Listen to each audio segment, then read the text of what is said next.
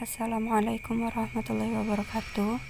Kami dari kelompok 6 yang beranggotakan saya Halimah dan juga teman saya Samsudinor. Kami hari ini akan membahas tentang materi induktansi. Kita mulai dari induktansi diri terlebih dahulu. Fluks magnetik yang melalui sebuah indikator adalah fluks M sama dengan Li, dengan L merupakan induktansi diri.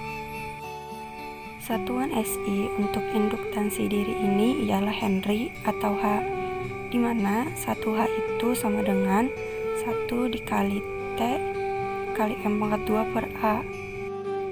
Dalam solenoida, medan magnetnya dapat dituliskan dalam bentuk B sama dengan μ0 dikali NL, di mana N itu ialah jumlah lilitan per satuan panjang.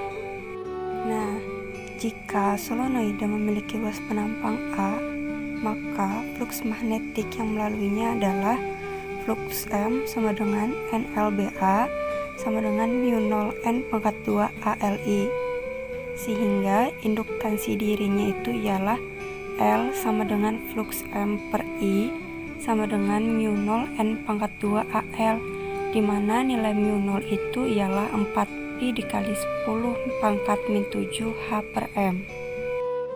Bila arus dalam rangkaian ini berubah, maka medan magnetnya itu akan berubah. Nah, jika medan magnetnya berubah, maka fluksnya juga akan berubah juga. Nah, dalam pemahaman kita tentang hukum Faraday, apabila ada perubahan fluks magnetik di dalam suatu rangkaian, maka akan terjadi gagal induksi, sehingga dapat dirumuskan dengan V epsilon atau GGL sama dengan minus L dikali DI per DT. Nah, di sini adalah gambar dari rangkaian RL.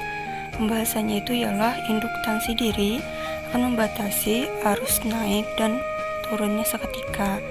Terus sesaat setelah saklar ditutup, maka akan muncul arus dengan laju dl per dt, sehingga berdasarkan hukum Kirchhoff dirumuskan dengan V epsilon 0 dikurang IR dikurang L dl per dt itu sama dengan 0. Nah, laju perubahan awal arus ini ialah dl per dt 0 sama dengan V epsilon 0 per L. Nah, saat kemudian setelah arusnya telah mencapai nilai positif I dan laju perubahan arusnya itu menjadi dl per dt sama dengan V epsilon 0 per L dikurang IR per L. Nah, nilai akhir dari I ini diperoleh pada saat laju dl per dt itu sama dengan 0, sehingga IF sama dengan V epsilon 0 per R. Nah, gambar di samping ini menunjukkan laju peningkatan arus sebagai fungsi waktu. Jika kita menggunakan cara yang sama dengan kapasitor, maka persamaan I akan diperoleh menjadi I sama dengan V epsilon 0 per R dikalikan 1 kurang E pangkat minus T per Tesla, sama dengan IF dikali 1 kurang E pangkat minus T per Tesla, dengan Tesla itu sama dengan L per R merupakan konstanta waktu. Ini adalah lanjutan dari rangkaian RL. Nah, pada gambar di samping ini, jika saklar S1 itu ditutup untuk waktu yang cukup lama dibandingkan dengan Teslanya, maka arus dalam rangkaian itu akan mengalami keadaan yang tunak. Nah, jika kemudian saklar S2 itu ditutup dan saklar S1 dilepas, maka baterai dapat dilepaskan sehingga minus IR dikurang L dl per dt itu sama dengan 0, atau dl per dt itu sama dengan minus RL kali I, sehingga penyelesaian persamaan di atas itu menghasilkan I sama dengan I0 dikali E pangkat minus T per Tesla. Selanjutnya, kita akan membahas tentang energi dalam medan magnet. Energi yang dapat disimpan oleh sebuah kapasitor itu memenuhi persamaan U sama dengan setengah Q kali V sama dengan setengah CV pangkat 2 sama dengan setengah Q pangkat 2 per C. energi listrik per volume satuan itu ialah eta sama dengan setengah per epsilon 0 dikali E pangkat 2. Nah, persamaan daya pada rangkaian RL itu memenuhi per epsilon 0 dikali I sama dengan I pangkat 2 kali R ditambah LI dl per dt. Suku LI dl per dt itu merupakan laju pemasukan energi ke dalam indikatornya.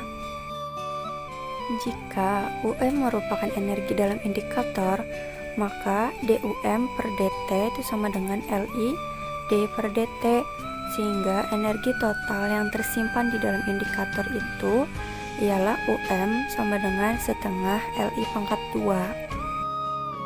Lanjut, masih dalam pembahasan energi dalam medan magnet. Medan magnet dalam induktor atau solenoida yang memenuhi persamaan B sama dengan mu 0 kali Ni. Untuk mencari I sendiri itu ialah B per mu 0 kali N. Nah, induktansi diri dari induktor memenuhi persamaan L sama dengan mu 0 N pangkat 2 kali AL, sehingga persamaan energi magnetik dapat dituliskan menjadi UM sama dengan setengah LI pangkat 2 sama dengan setengah mu 0 N pangkat 2 dikali B per mu 0 N pangkat 2 itu sama dengan B pangkat 2 per 2 mu 0 dikali LA. Nah, karena LA ini merupakan volume, maka energi magnetik per satuan volume ini menjadi eta M sama dengan B pangkat 2 per 2 mu 0. Assalamualaikum warahmatullahi wabarakatuh. Perkenalkan, saya Samsudinor. Di sini saya akan melanjutkan penjelasan teman saya, yaitu saudari Halimah. Saya akan membahas tentang induktansi bersama, osilasi dalam rangkaian LC dan rangkaian LC. Yang pertama yaitu ada induktansi bersama. Nah, bisa dilihat gambar ini adalah gambar dua kumparan, yaitu coil B1 dan coil B2. Nah,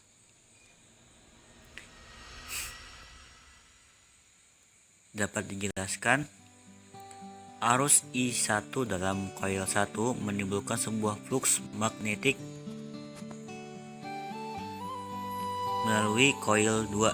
Jika I1 berubah, semua TGE induksi dalam coil 2. Nah, maka persamaannya E2 sama dengan min N2 D flux B2 per dt. Kita bisa nyatakan kesebandingan flux B2 dengan I1. Nah, dengan persamaan N2 flux B2 sama dengan M21 I1, dengan M21 adalah sebuah konstanta kesebandingan yang dinamakan induktansi bersama dari kedua coil, dan flux B2 adalah flux yang lilitan tunggal dari kedua coil tersebut. Selanjutnya, jika dibuat I1 bervariasi terhadap waktu, maka persamaannya adalah N2 D flux B2 per dt sama dengan M21 DI1 per dt, atau E2 sama dengan min M21 DI1 per dt. Dalam keadaan vakum, tega induksi dalam coil 2 sebanding dengan laju perubahan arus I1. Bisa juga persamaan ini menjadi M21 sama dengan N2 flux B2 per I1. Konstansa M bergantung pada geometri dari kedua coil. yaitu ukuran, bentuk, banyaknya lilitan, orientasi setiap koil, dan pemisahan di antara koil. Nah, jika dibuat I1 mengalir dalam koil 2, kita dapat mengulang kesebandingan B1 dengan I1 yaitu M21. Jika arus I1 bervariasi terhadap waktu, maka tegangan induksi pada koil 1 adalah N2D. Flux B2 per dt sama dengan M21 dI1 per dt.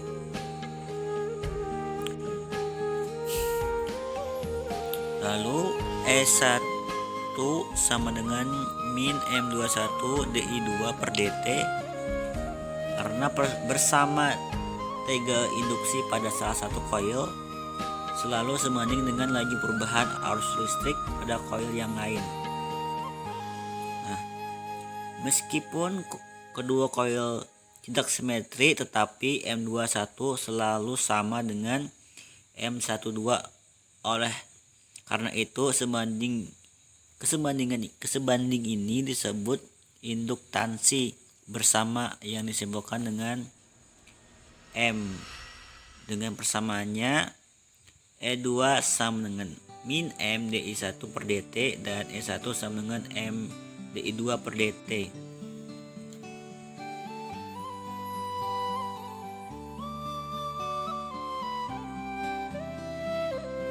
Nah, osilasi dalam rangkaian LC.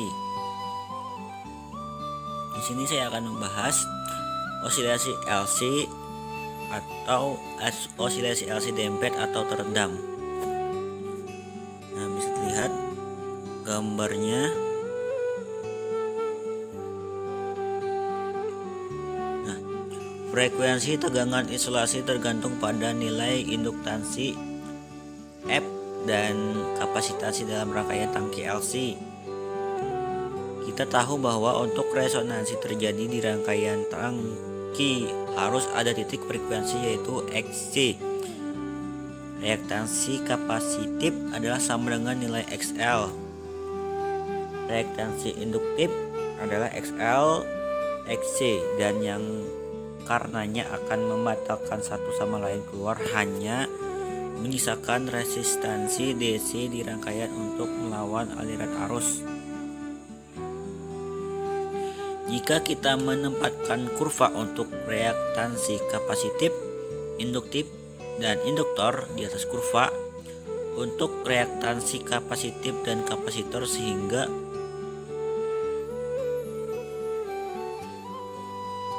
kedua kurva di sumbu frekuensi yang sama titik persimpangan akan memiliki titik frekuensi resonansi FR atau omega R. Osilasi frekuensi resonansi. Nah, seperti lihat pada gambar ini,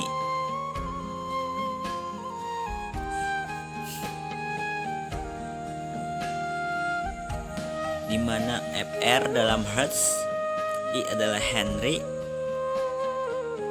dan C adalah Farad, maka frekuensi terjadi dirumuskan sebagai XL sama dengan 2VL dan XC sama dengan 1/2VC.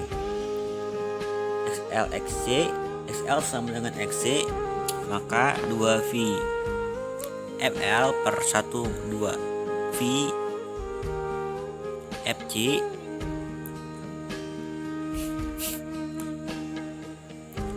karena F kali F adalah F kuadrat, maka 2F kuadrat L per 1/2VC F sama dengan akar 1/2V kuadrat LC. Dengan menyederhanakan persamaan di atas, kita akan mendapatkan persamaan akhir frekuensi resonansi FR yang disita dalam LC. Nah, yaitu FR sama dengan 1/2VLC di mana L adalah induksi pada Henry, C adalah kapasitansi pada Farad, Fr adalah frekuensi output dalam Hertz. Persamaan di samping menunjukkan bahwa jika L atau C menurun, frekuensinya meningkat.